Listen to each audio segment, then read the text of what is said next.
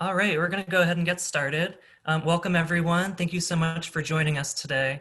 My name is Tim Von Stetten. I work with the William Mary Alumni Association, and we're very excited to welcome you to today's faculty Q&A with Professor Chris Nemacheck.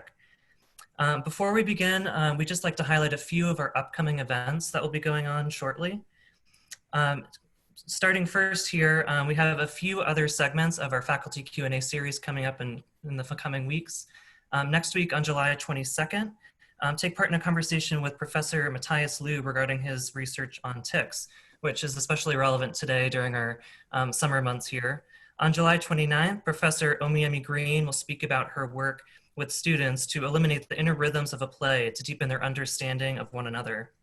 And finally, on August 5th, Professor Margaret Saha will discuss how the award-winning William & Mary International Genetically Engineered Machine, or iGEM, team uses the transformative field of synthetic biology to address global issues. Additional virtual opportunities include a conversation surrounding the intersectionality of COVID-19 and race, taking place tomorrow at 4 o'clock, and an online networking hour next Tuesday, where you can connect one-on-one with fellow alumni, parents, family, and friends from around the world.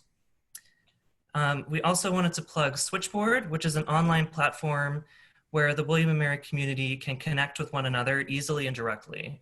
And we often talk about this platform as a fusion of LinkedIn and Craigslist, but it's specifically for the William & Mary community. And just a few logistics before we get started here. All attendee mics will be muted for best sound quality. And this event is best viewed in speaker view.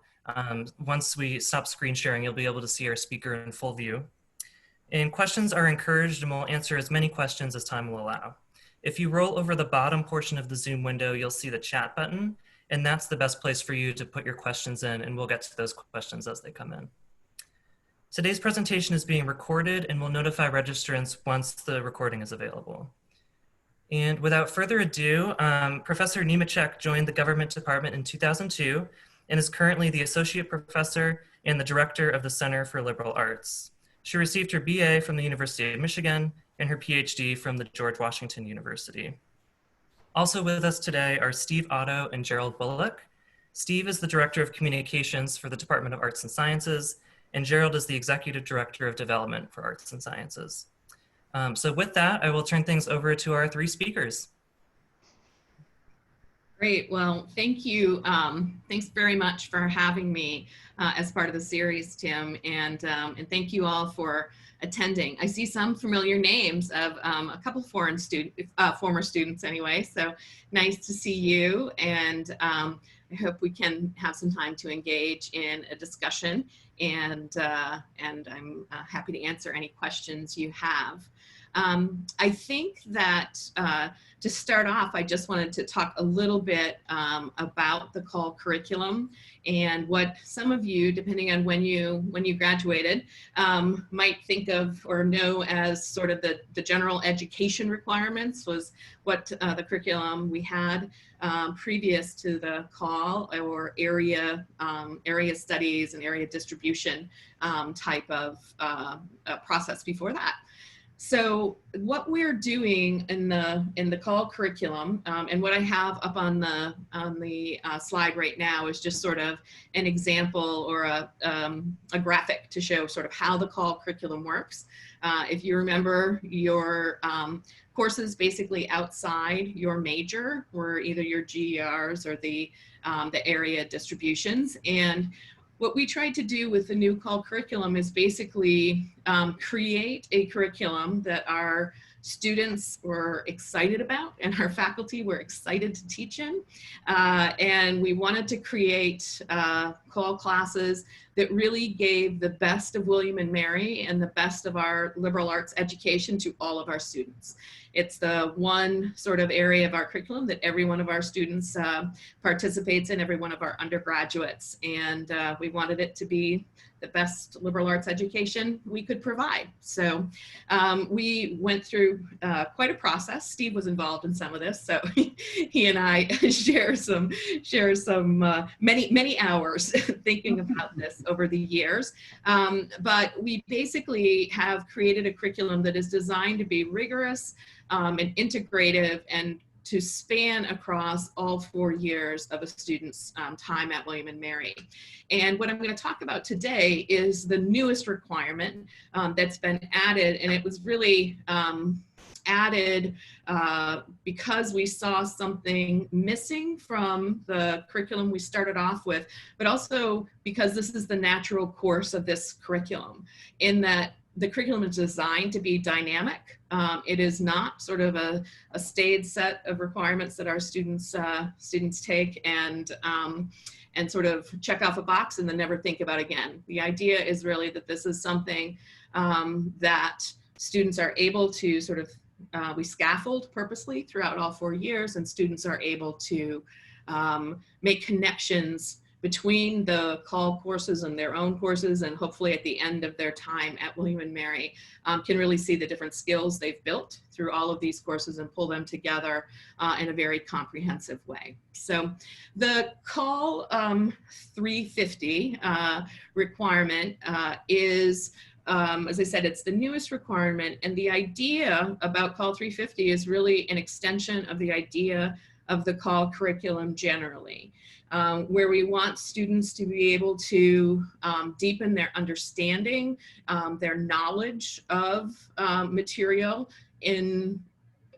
across the curriculum, so not within specific departments or programs, but really across the university, to have opportunities to incorporate knowledge about difference, equity, and justice, and then use that information to analyze and to constructively discuss the issues that we face today.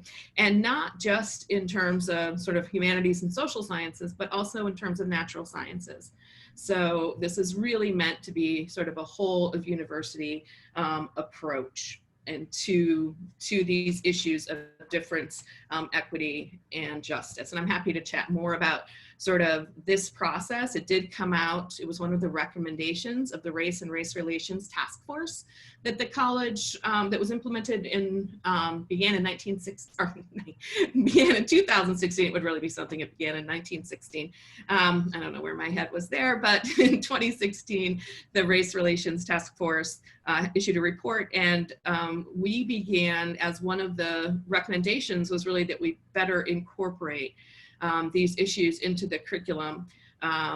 We began as we refer to as Center for the Liberal Arts, or the CLA, began working on this process. And so the Center for the Liberal Arts is really, it grew out of the new curriculum, or the new curriculum sort of grew with this notion of the Center for the Liberal Arts, in that one of the things we really wanted to work on with the new curriculum is this idea that you had a dynamic process and that you had individuals who were focusing specifically on this area of the curriculum. So in our departments and programs, we have lots of faculty who are sort of expert in these areas and figure out their curriculum and make adaptations as needed. And as you know, there are new developments in the field, we adapt our courses and so forth, but we didn't have anything like that for our general education.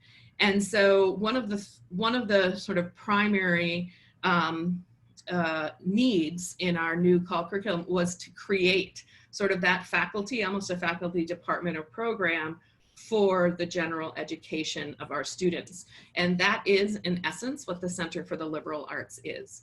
We are a group of faculty fellows who commit for 2 years to work on the COLL curriculum, our courses, to work with faculty adapting classes, to think about sort of new requirements as the faculty deems. We follow, we don't propose and mandate these things.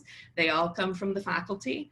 And our job is, once a course is part of the COLL curriculum, our job is to work with faculty to help them develop and bring sort of the best of their interests into this area. And so it's faculty to faculty mentoring, and we sort of think of ourselves as coaches. We are, for 2 years as fellows, we are sort of steeped in the COLL curriculum, and and we come from across the university so that we can help faculty develop these courses in all of these different areas. Just to give you a feel for sort of how we went about thinking about the 350 as a new requirement, is we try to base all of the work we're doing with faculty in research. So we did a lot of research as fellows in terms of what the best practices were or are for integrating these issues of difference, equity, and justice into our courses.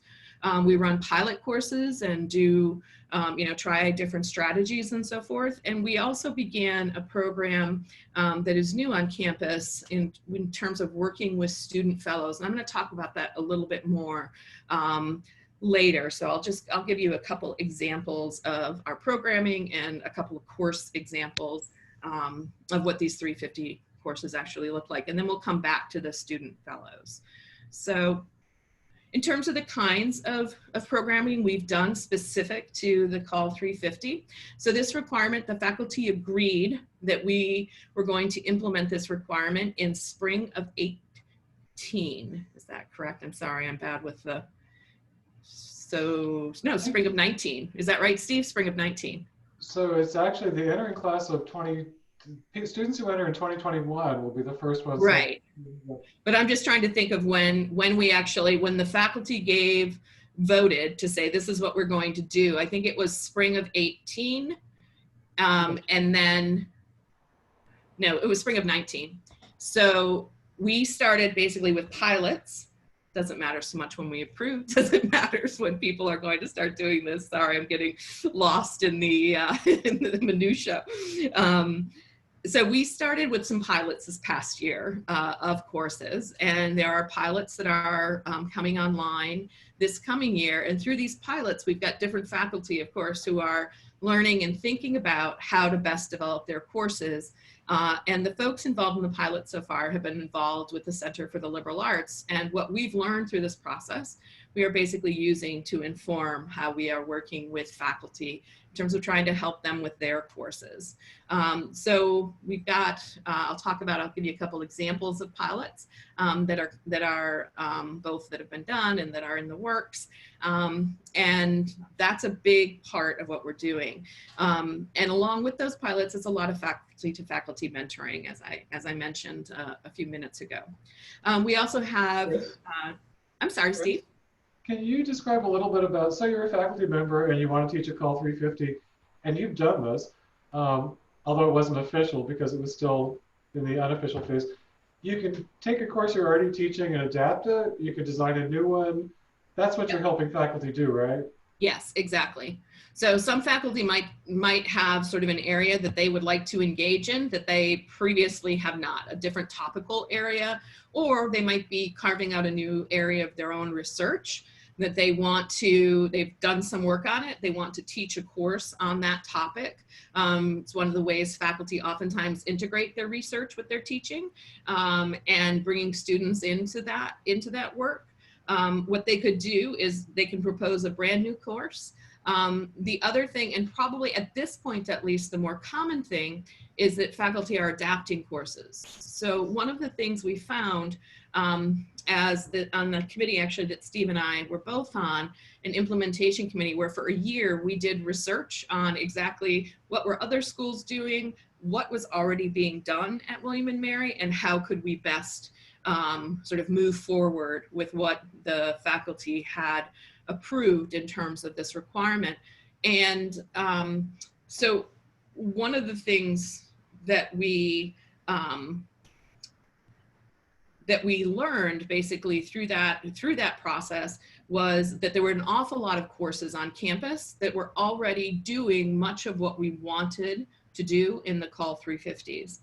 But the students weren't required to take those courses. So the question was, okay, how do we bring what's going on there and spread it across the university? So there was a lot of potential for adaptation. A lot of the capacity for this requirement already existed on campus. And so we worked, and much of the early work on this, the folks who have proposed courses, and we'll be teaching courses in the fall on this, are courses where they are taking one of those classes that either this material is already being incorporated in, and they're adapting it to the requirements to make sure that there's opportunity to practice constructive dialogue and so forth in their classrooms about these issues. And then we'll teach those. So for example, my first class I teach a seminar course on the U.S. Supreme Court's criminal suspects' rights cases and the politics of criminal justice reform. That is a class that you can't do a good job teaching today without incorporating the racial inequities that exist in our criminal justice system. It is something that's been in the course since I first taught it, but in turning it into what we're now implementing in terms of the COLL 350, the inequities in terms of race, in terms of sex and ethnicity became the center of that focus, as opposed to being sort of an essential part of what we talked about. It really moved sort of to the central aspect of the course. I also worked on increasing, it's a seminar, so there's lots of dialogue, but being much more purposeful about how we were going to talk about these issues in my classroom. So that was another big change. And that's some of what we're doing. When the information here I have on the slide about faculty workshops, we're thinking about, okay, well, how do we lay the ground rules in a classroom to have productive discussions on what can be difficult or complex issues, really just sort of issues that a lot of us have not spent a lot of time talking about and being comfortable talking about, and doing so in a way that allows us to critically engage the material in the way we typically do in a seminar setting. So part of what we've been working with, and really the research is very, very clear about this, is that faculty themselves have to become more comfortable talking about these issues. And in order to sort of create an environment in the classroom where there is a level of trust that we're going to have constructive discussions about these complex issues, and that we're going to do so in a way that is respectful to all of the members of that classroom. And really get into the critical reflection is all part of sort of developing these courses.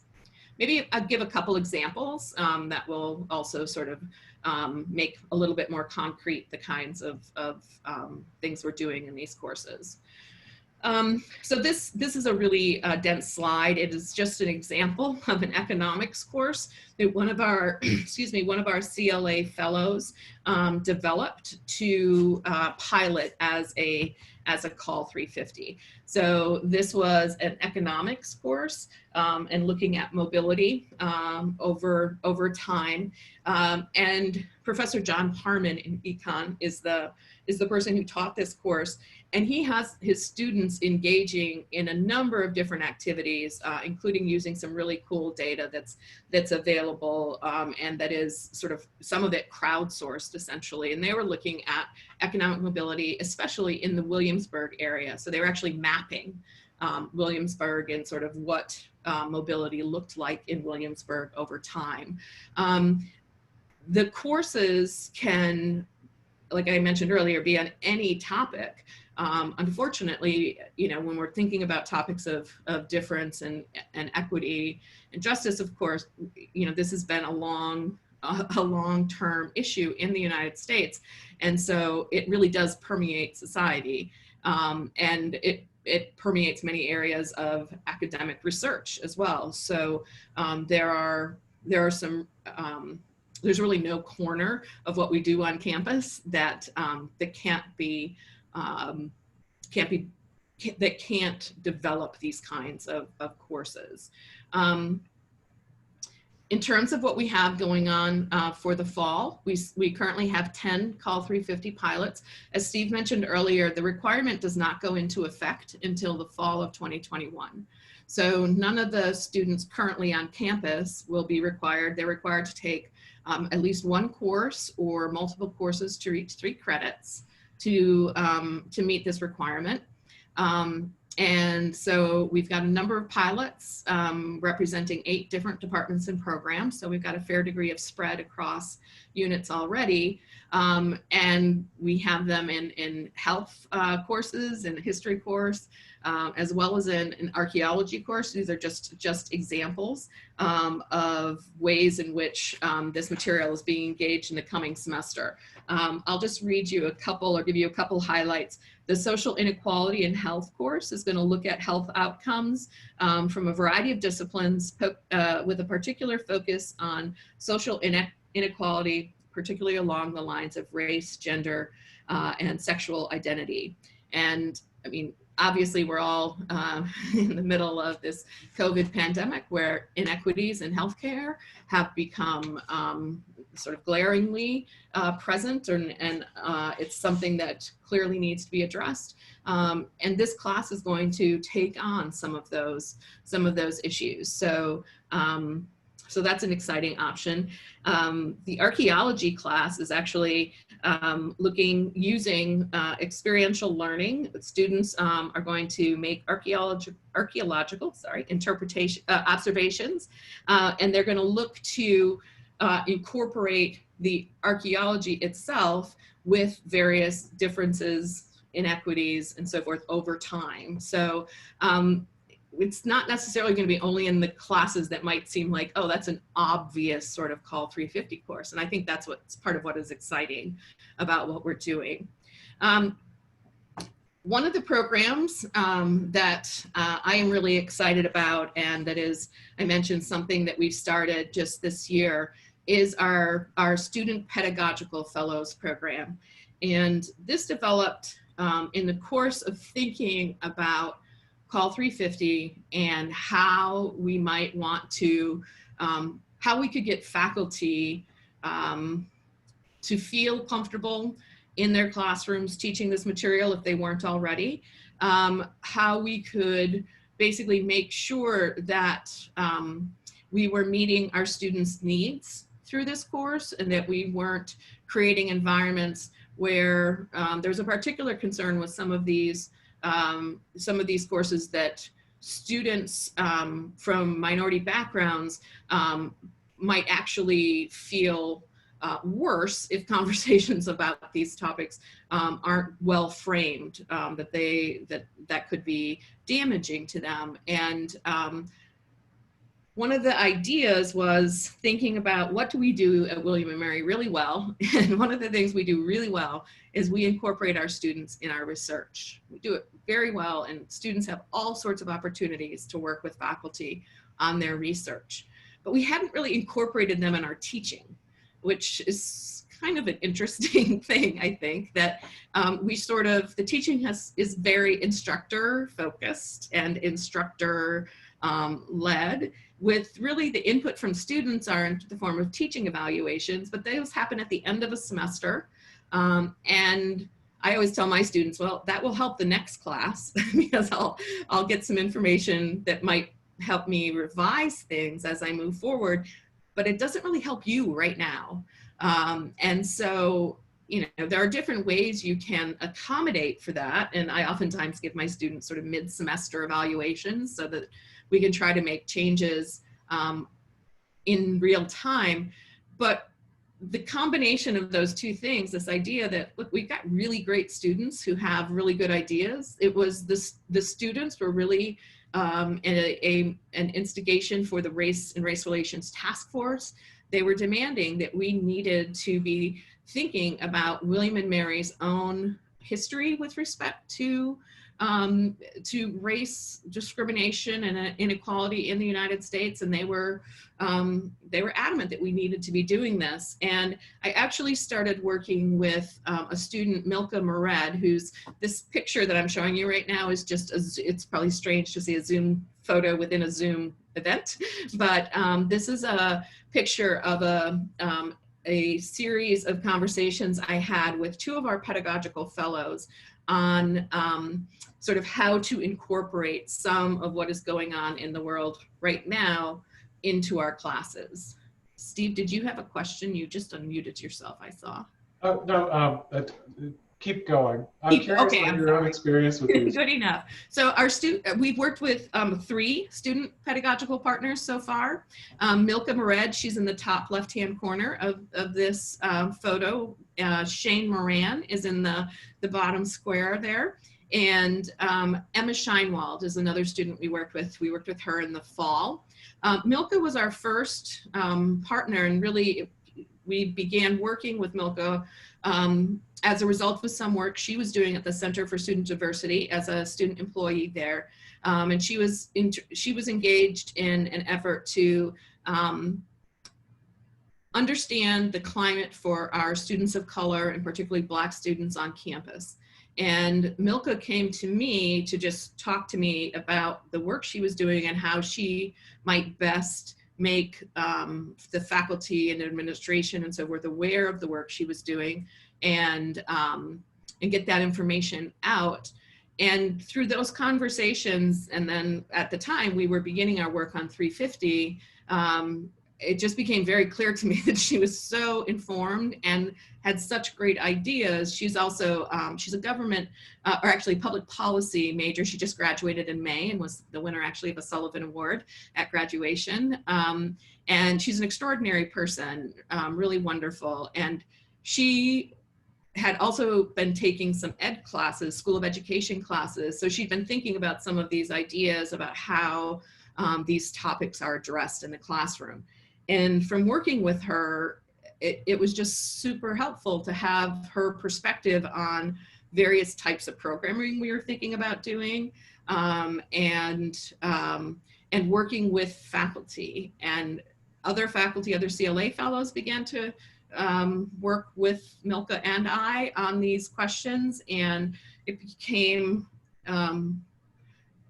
a process by which she was already a nominal fellow, essentially, and we wanted to create this program through which we could further involve our students in this process. And it really has been some of the most rewarding work I've done at the college in almost 20 years now.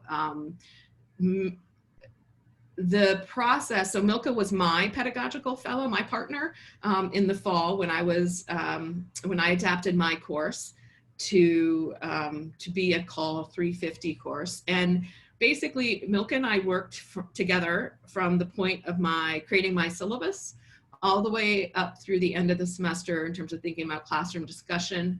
She prompted me for ideas or to think about the content that I had in my syllabus, the way that I was, so did I have content from a diverse set of scholars?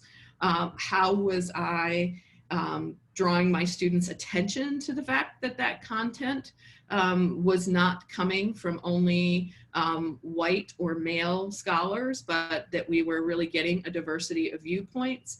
And how, if I was having a discussion in class that I was a little concerned about, if you're, the first time we were discussing the kinds of, for example, discrimination that exists in police stops. So there's some great political science work that shows that there's there are clear inequities in terms of who law enforcement pull over in the United States. And sort of those very first discussions, Milka and I talked about the way I would be presenting that information. Milka gave me examples of some ways that maybe those conversations hadn't gone as well as one might have hoped in other classes. And none of that all of that was in a very productive direction, right? It was not conversations where it was focusing on criticizing how things had been previously done. It was really on focusing about how can I keep the most inclusive environment in my classroom where we can have discussions about these complex issues. And just one example, I wanted to show, we're talking about police stops. We all know the kinds of things that have, that can occur in these police stops, and the violence that has occurred, particularly against unarmed Black men in these stops over a long period of time, but obviously highlighted in the recent past.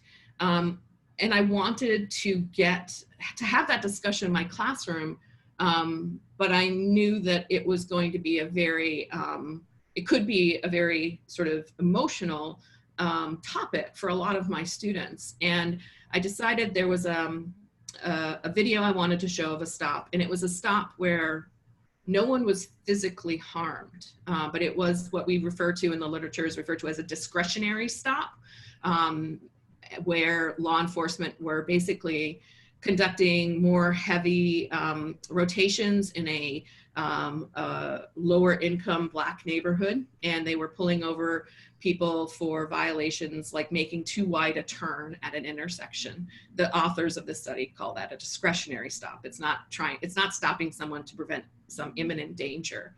And in the video, this was in Louisville, and in the video that lasts for about 24 minutes, a young Black teenager is taken from his car, taken out of his car, and it's scary because we know what could happen. It doesn't happen in this case. He is not beat up. He is not harmed physically in any way, but it is a good example of the stops we don't typically see. We typically hear about the stops that someone films and that something goes terribly wrong. And so in talking about this with Milka, we talked about, okay, I'm gonna show this, what should I do first? And I had thought about emailing my students, but I wasn't exactly sure, do I tell them exactly what's going to happen? So how, Milka, what would you want? Not that Milka is representing all of my Black students in any way, shape, or form, but just what would you want to know if you were a student coming into a class like this? And of course, she's been doing things where she's very thoughtful about these types of questions. And the two of us decided that I was going to send an email to my students. I was going to tell them that we were going to watch this video at this point in the class. And I purposely put it right at the beginning of my class. And we watched the video. I told them ahead of time that there was going to be no physical harm that was going to come to the young man who was pulled from his car. And I gave them the link if they wanted to watch it ahead of time, or if they wanted to watch it outside the classroom. And then I told them the time basically where we would be finished with the video and they could come in at that point and we could have the discussion. And after the class, I had a student, a Black woman who had taken several classes with me, but who emailed me after the class and thanked me for doing that and said, I'm really glad we watched this in class, but I'm also really glad I had the opportunity. I'd like to watch these kinds of things first alone so that I feel better prepared for when I'm discussing this in class. I have a teenage brother. I'm very worried about him having this kind of interaction and what could happen to him. And she just said, because of that and because of her own experiences, that was really important to her. I don't know that I would have done that in the same way. I suspect I wouldn't if I had not had the opportunity to talk with Milka about her experiences. She also, these fellows are not enrolled in the course. So they are fellows, they are partners with the faculty, they are paid, they are sitting in the course throughout the semester to help faculty in these variety of ways. Steve, now you really did look like you had something you wanted to ask. Well, no, I want to leave some time for people to ask questions because I'm sure people have some. But this is completely new, right? These student pedagogical fellows, whatever we call them. So I guess I would encourage people to ask questions in the chat if you have some. But Chris, as a faculty member teaching material that's new, that you haven't proven before, you don't know how students are going to respond, how would you say this ability to confer with a student and to have the student in the class monitoring how this is going in a way that maybe you can't, what's the benefit to you? And I guess what's the benefit to the other students?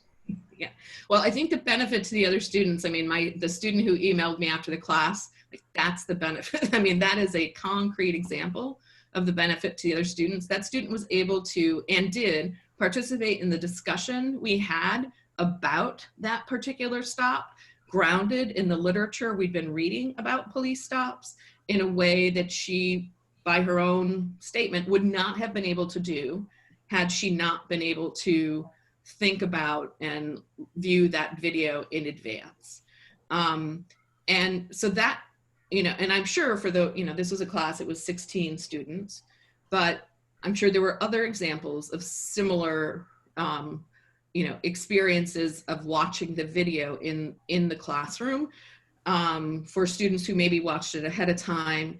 There were several students, there were 3 students out of the 16 who came in at the time I told them to arrive if they wanted to watch the video alone. The discussion that we were able to have afterward was, I'm not quite sure how to put it into words. It's sort of low, the temperature was lower in the room because I had vetted my ideas with another person, and I had sort of strategized how I wanted to have that discussion. And then after the discussion, Milka and I debriefed, and we regularly did this once a week after classes, is we talked through what I thought went well and what didn't, and what she thought went well and what didn't. And this is the first time I taught this class in this particular way, but I've taught this class before and dealt with many of the issues that I dealt with this past semester. But it was by far the best experience I had teaching the course. And the discussions we had were of a much sort of higher analytical value. And part of what Milka, the students in the class knew that Milka was helping me in terms of my teaching. I told them, it's a very small class. And so she didn't participate in discussions that we were having in the class. She wasn't a student in the class, but they knew that she was there to help me with my teaching and so forth. And that part was very, I didn't know how that would go in a small class. It really went seamlessly to have her there. And I think that both on the part of the students and for the faculty, that it made it a much better experience, both in terms of their own sort of their own well-being and their ability to feel like they were seen and heard in that classroom, as well as just simply they got to learn the content in a way that I think was a better process for them. So I was going to ask you this question, and then we have a question in chat that's kind of similar. One of the things that I think is interesting and ambitious about COLL 350 compared to what many of our peer institutions are doing is this idea of together learning skills to have productive conversations with each other, to be able to discuss what many people have emotional reactions to, or it's just difficult stuff, right? As a culture, we have trouble talking about this. But we expect the faculty and students to engage this process in COLL 350 courses. You've described how Milka can help, the student pedagogical partners can help facilitate that process. But let me ask you this question from the chat. Could you please address how teachers will ensure balanced viewpoints, either from the student pedagogical partners or others, are brought to the classroom? So could you read just how we have balanced viewpoints? No, how teachers will ensure balanced viewpoints brought to the classroom. Yeah, absolutely. So the process of 350, and it's interesting when we were doing research on what sort of different institutions, so we in this scenario is an implementation committee that I served on, so not as a CLA fellow, but when we were actually establishing what was the 350 requirement going to be, and I served on that committee as a member of the faculty.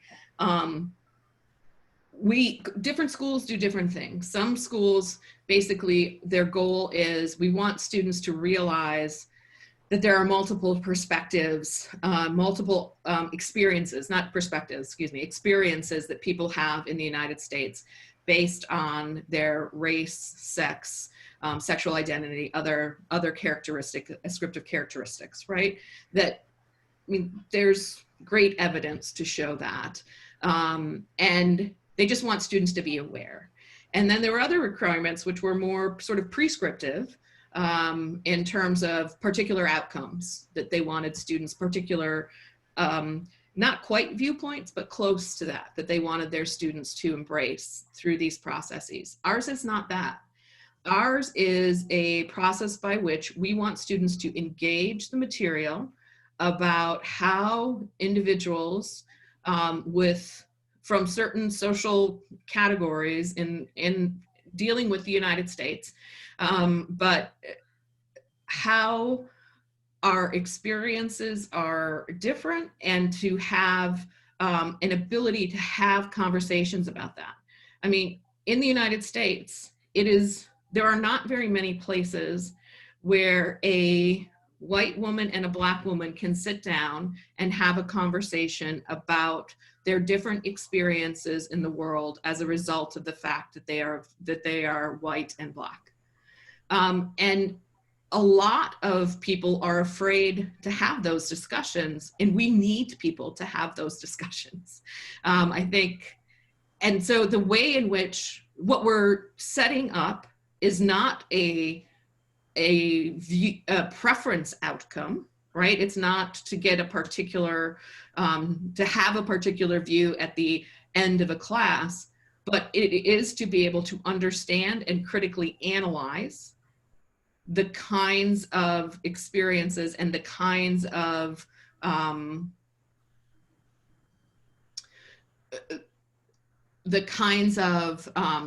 what's the word I want to use? The kinds of experiences and the kinds and the research that basically that provides evidence for different types of outcomes in the world. I teach political science, so that's my perspective is there, but it could be, for example, in a chemistry class, that you are focusing on the way in which different research money is funded and funneled in the United States to fund some things and not others, to look at what kind of material, what is the content that we're reading and learning about, and what is the content that we're not. There's not, again, a preference outcome that is embedded in that kind of course. There is, though, an understanding of sort of the systemic and institutional processes that exist in the United States that leads to these kind of outcomes. So it looks like Kelly's asking us kind of the same question again. Let me just make sure I've got what you just said right. There is no mandated content here. There is no mandated point of view. What the expectation is that the dynamics of these processes will be examined in terms of how the processes themselves work, and students will gain the tools to look at that and talk about those processes sort of across any content, right? It's a lifelong skill. Yeah. Is that... Absolutely. Okay, so quick question for you. If you could just summarize after each of my long and rambling explanations. No, I don't want to do that. Quick question again from the chat. Do you see this changing any way? You've been talking about in-person classes. Does online or hybrid classes affect the dynamic in terms of the content, the discussion, everything? Sure, absolutely. And I think that it's reasonable to think about how this process might be different in an online course. So Milka and Shane, the two pedagogical partners we had working last semester, had that experience. They started off in an in-person class in the fall, at the beginning of the spring semester last year, working with a faculty member in a class, much like what they had been done in the fall. And then in March, it all went online. And the experience that they had online, so I checked in with them quite a bit because I was, how is this different now being online? And they wrote up, along with the professors they were partnering with, sort of a report on sort of what the process was like once they were online. And I think that last semester would be different than a semester that began and ended online, in that the classrooms, right, this happened mid-semester. So there's a different dynamic in an online course where you've previously been in person, I think, than in one where you started in person. But yes, adjustments, they made adjustments. Milka and Shane were doing more sort of discussion moderation with students than they were sort of the classrooms sitting in on a classroom obviously looked different. And I think that all faculty, we all have to adjust all of our material in a difference. There's a different way we have to teach if we're teaching online versus in person. And so in a similar way, that you would make those adjustments for all of your material, 350 has to be adjusted as well. In terms of the kinds of discussion, again, it's not content based, it's about the discussion skills. And so setting up, a lot of us during the spring semester did things in our classes where we're using Zoom's discussion rooms. They will distribute you into these different virtual rooms. And I know in the course that Milk and Shane were working in, they were in different discussion rooms with students and so forth, helping to lead those discussions. So I think, yes, there has to be adaptation, and that is true about all of our content. That is not just 350. So I'm going to give Gerald a chance to ask a question in a second, but you and I both served on the year-long implementation committee looking at all of this and trying to figure out, based on research and also based on knowledge of William & Mary classrooms, what some of the potential difficulties could be as we plan these courses and roll them out. And one of the significant things that committee spent a lot of time on was how to safeguard the student experience in the classroom. And we looked at that from a lot of different angles. The initial one was people who had experienced some kind of maybe traumatic event in their past and we didn't want this to be approached in a way that could re-trigger that in a way that wasn't safe. But we also looked at some angles that I think might surprise people. And this is what the question refers to. This can also be very difficult material for white students whose family have history in all of this. Everyone participated in this process. No one gets a pass. Can you talk maybe a little bit about that aspect of it, that all students are doing this? Yeah, and one example of that, when I gave the example of the video that I showed my class last fall, and offered, told students they could come in after we were done watching the video. 2 of the 3 students who came in and watched it somewhere else and then came into class were white. It was not my Black students, all of my Black students who chose to do that. And I think that's the kind of assumption we shouldn't make, right? And I don't know why I didn't ask the students. I told them they did not need to, there was not going to be any discussion about why they watched the film or the video elsewhere. That it was, there could be any number of experiences. One of those students' parents could have been hurt in an altercation that arose out of a stop. I don't know, but that's the point, I guess, is you don't have to know the details to basically provide an environment in which you are just being thoughtful about that. You're centering the student experience. And acknowledging them as sort of the full people that they are, and that they are bringing things into the classroom just like we are as faculty. And I think that, particularly, the 350 does not only deal with race, but race must be one of the factors that we consider in the 350 courses.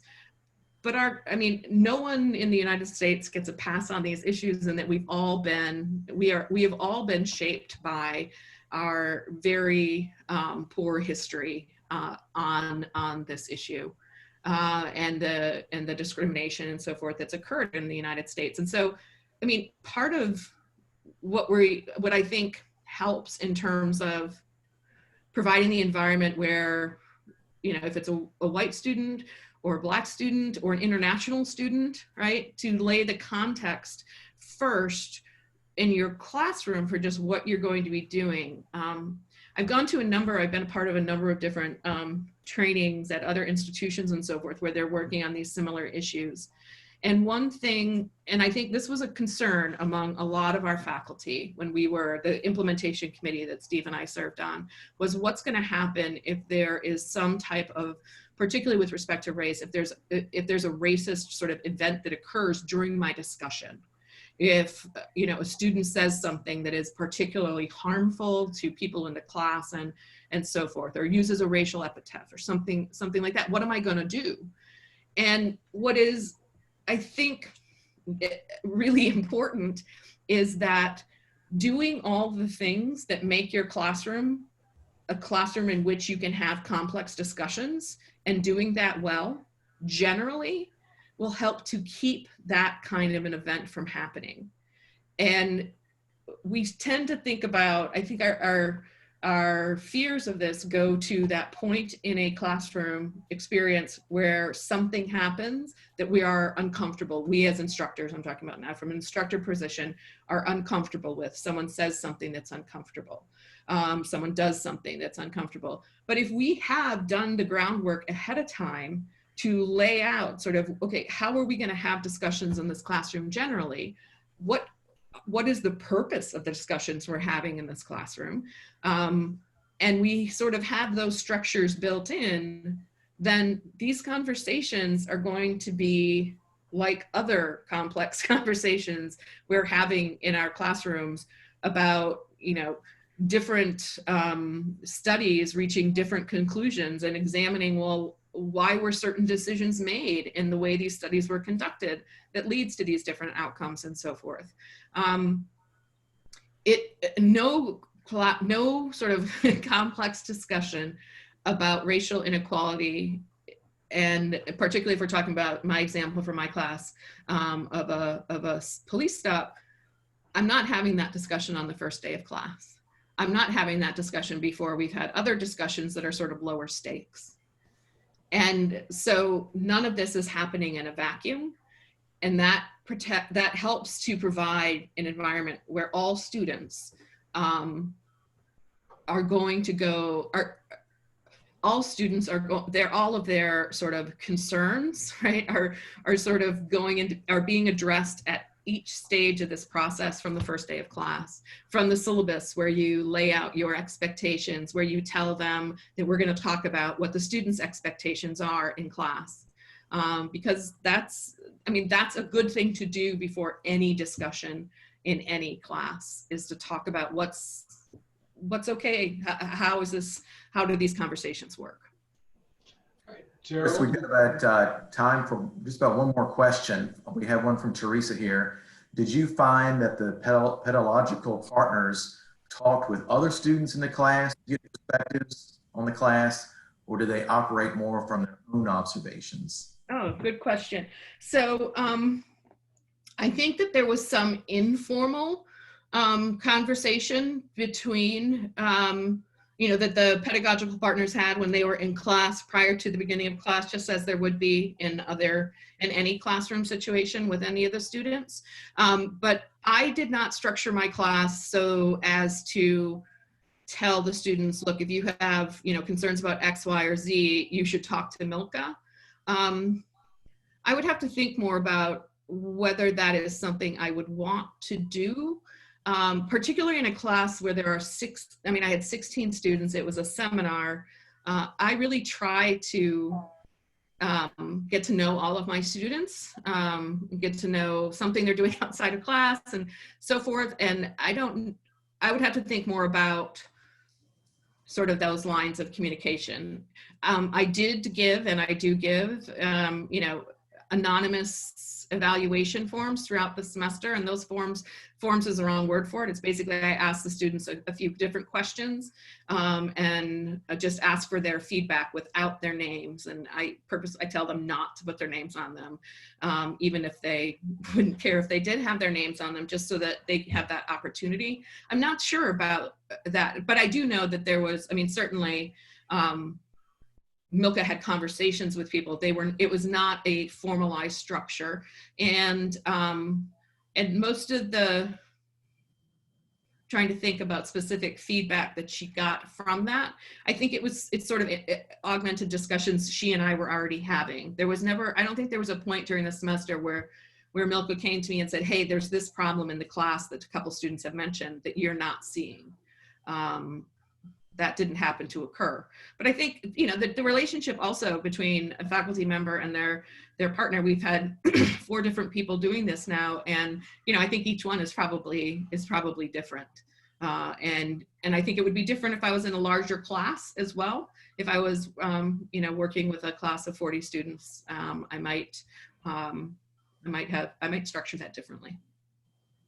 And one more thing, just to squeeze in, just to give a quick perspective on, this just hasn't happened in the last 6 months. This is a process. This Call 300 has been something that has been talking about conversations and discussions with all the faculty. Can you just touch on that? Yeah, absolutely. So like I said, this is something that has been in the works for quite a long time. I feel really fortunate about that at this point in time, in that I think this will be very helpful for our faculty who, you know, who are teaching, I mean, who are teaching this summer, for example, or even during the spring. I mean, in the midst of a pandemic and, you know, the murder of George Floyd and Breonna Taylor and so forth. And I mean, our students are under there's a lot going on, and they're dealing with a lot. And so I think the fact that we have started these conversations early helps. It helps faculty feel in a better position to deal with, to do the best they can in class and to help their students. But this has been going on. I think the Race and Race Relation Task Force issued, I think it was 2016 that they issued their report. And that, some of you may know, the Lemon Project has been an ongoing project for some time, really interrogating William Mary's own history with race and the, you know, work of enslaved people on William and Mary's, on working on William and Mary itself. So I think we've been in that process. Particularly the 350, this is probably then we're going on the 4th year that we've been working on this, and the 3rd year that I've been working on it as the director of the CLA. So this is a long-term project. I think, if anything, what it's shown, and in conversations that I've had with a number of students, is, you know, what we need to do in these classes, engaging in these discussions and so forth, we need to do that when there's not a crisis. And right now we're in a crisis point, and I'm just so thankful that we started this process prior to this, so that we are doing, it's a lot of work. It's a lot of difficult work, but it's also, I think what we have to, we have to be talking about these things. And so I'm really glad that we've been doing it for a while. Does that answer the question? That's great. That's great. And we're glad, and we appreciate your coming today, Chris, and thank you. And we appreciate our participants as well. We'll turn it back to you, Tim, for any final comments and follow-up. Yeah, well, thank you again, Chris, Steve, and Gerald. That was a great conversation, and, you know, it makes me glad to know that we're having these intentional conversations in the classroom too. And for any participants still on the call here, you will receive an email tomorrow with some follow-up information, as well as a survey. So we'd love to hear your feedback on this conversation and what you'd like to see moving forward. And just a quick plug, we do have 3 more faculty Q&As in the upcoming 3 weeks, each Wednesday. So feel free to join us for those in the future. But thank you again for joining, and have a great afternoon. Thanks, everyone. I appreciate it. Take care.